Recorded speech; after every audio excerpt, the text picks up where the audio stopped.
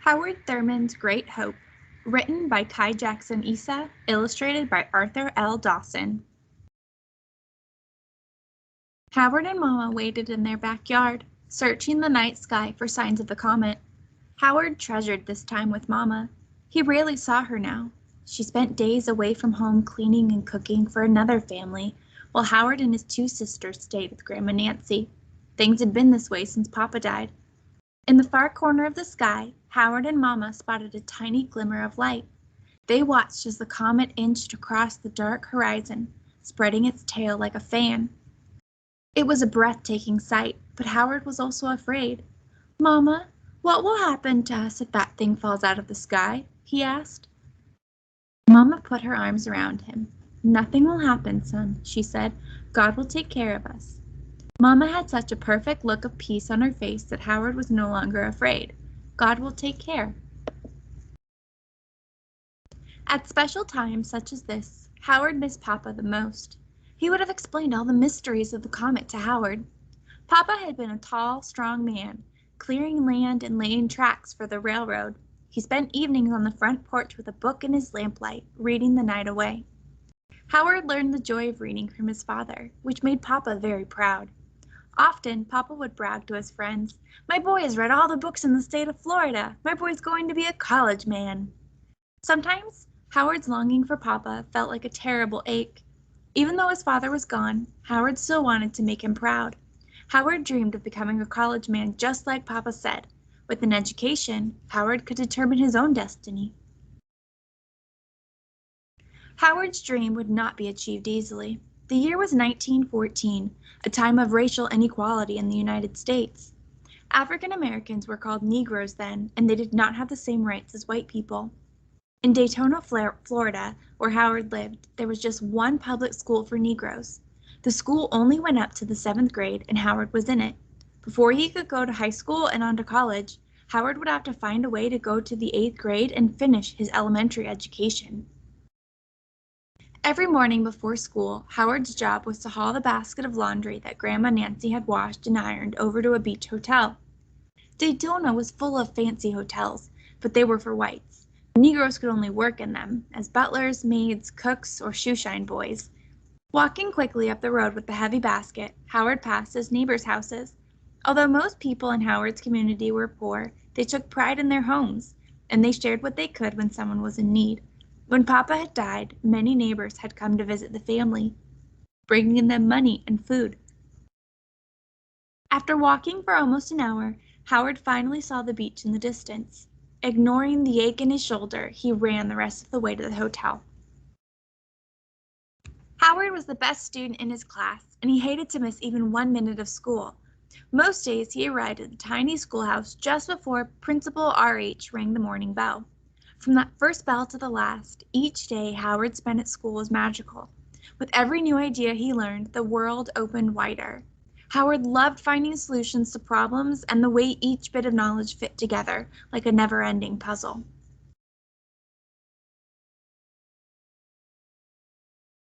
After school let out, Howard returned to the hotel to pick up the dirty laundry and carry it home. As Grandma Nancy began the washing, Howard told her everything he'd learned that day. Listening to her grandson talk about his school day, Grandma Nancy's face would light up. Like others who had grown up in slavery, Grandma Nancy had never gone to school or learned to read or write, but she believed that education was power. With an education, Howard wouldn't have to work in a hotel. He could become a teacher, a minister, a doctor, or a businessman. He could be a leader of his people.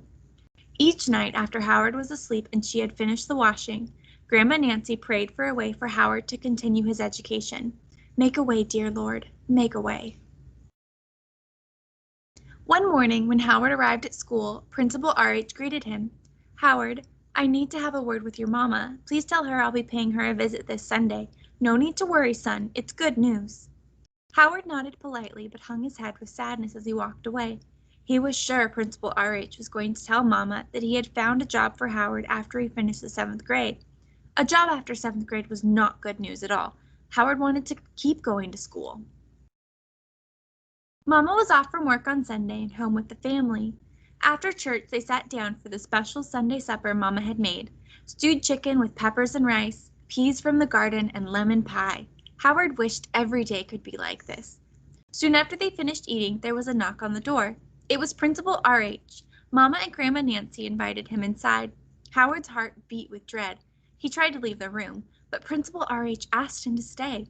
With this boy's gifts and talents, it would be a crime for him to stop his education now. Principal R.H. told Mama and Grandma Nancy, he must continue. I have decided that next year I will teach him the 8th grade myself. Howard stared in disbelief. Then he jumped for joy and hugged Principal R.H. Mama and Grandma Nancy shouted their praise and gratitude. Thank you, Lord! God had made a way. In 8th grade, Howard worked harder than he ever had in his life. Principal R.H. expected nothing less from the best of his student. Grammar and history were easy for Howard, but he struggled with arithmetic and agriculture. Principal R.H. was stern. Some days he did not allow Howard to sit until he could recite his lessons perfectly. Still, Howard was determined not to give up. Every day after his classes, Howard worked odd jobs to help his family.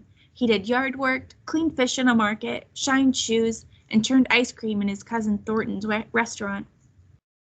Cousin Thornton had been a pitcher in the Negro baseball leagues and was one of the richest Negroes in town.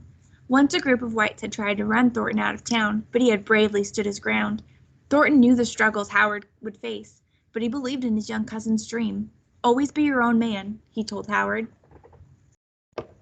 When Howard returned home, he spent any remaining daylight hours reading in the shade of the giant oak tree in his backyard. After sunset, he took his books to the porch and read the night away, just like Papa had. All the hard work took its toll on Howard. One day he fainted from exhaustion. Dr. John Stocking, the family doctor, came to see Howard. All this boy needs is a few days' rest, he told Mama and Grandma Nancy. Dr. Stocking was the only black doctor in Daytona and had worked very hard to reach his own goals. Seeing how dedicated Howard was to his study, Dr. Stocking offered to help pay for Howard's schooling after the 8th grade. Howard continued to push himself, earning A's in all of his subjects.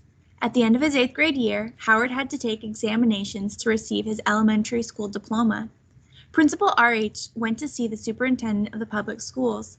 I have a boy who is ready to take the 8th grade examinations, he told him. May I give him the test?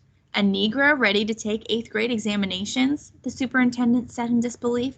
I have to see this for myself. I will test him. To the superintendent's amazement, Howard passed the test with a perfect score. Howard got a full scholarship to Florida Baptist Academy, a high school for Negroes in Jacksonville. He was the first person in his family to go to high school. Howard's dream was coming true. He was excited, but also a little scared. Jacksonville was nearly 100 miles away. He would have to leave his family and make the journey alone. When the time came for Howard to leave, Mama and Grandma Nancy helped him pack his things into an old trunk. The trunk was ragged and had no handles. Howard had to tie a rope around it to keep it closed. The family gathered on the front porch.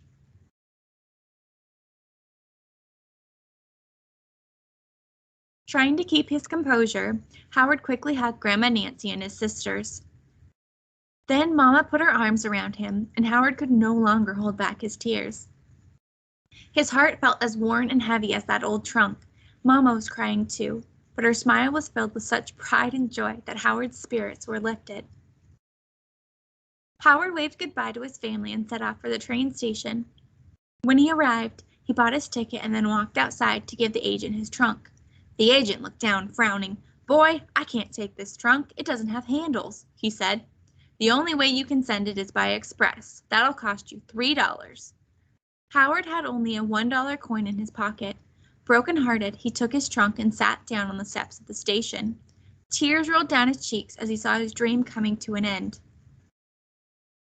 Suddenly, the sound of heavy footsteps made Howard look up. A black man he had never seen before, dressed in work overalls and a denim cap, was staring at him. Boy, what are you crying about? The stranger asked. Howard told him about the trunk. The man scratched his chin and looked off into the distance, thinking to himself. Finally, he said, if you're trying to get out of this lousy town to get an education, the least I can do is help you. Come with me. Howard followed the man to the station to the agent's desk. The man took a small rawhide bag from his pocket and counted out the coins. He handed them to the agent and walked away without a word. After his trunk was ticketed, Howard rushed after the stranger to thank him, but the man had disappeared. Howard never saw the stranger again. Howard graduated first in his class at Florida Baptist Academy and went on to Morehouse College, a college for black men in Atlanta, Georgia. Just as his father had predicted, Howard became a college man. While at Morehouse, Howard studied economics and read all of the books in the library. He also decided to devote his life to the ministry. After graduating at the top of his class, Howard went to Rochester Theological Seminary, a school that accepted very few Negroes. Again, he graduated first in his class.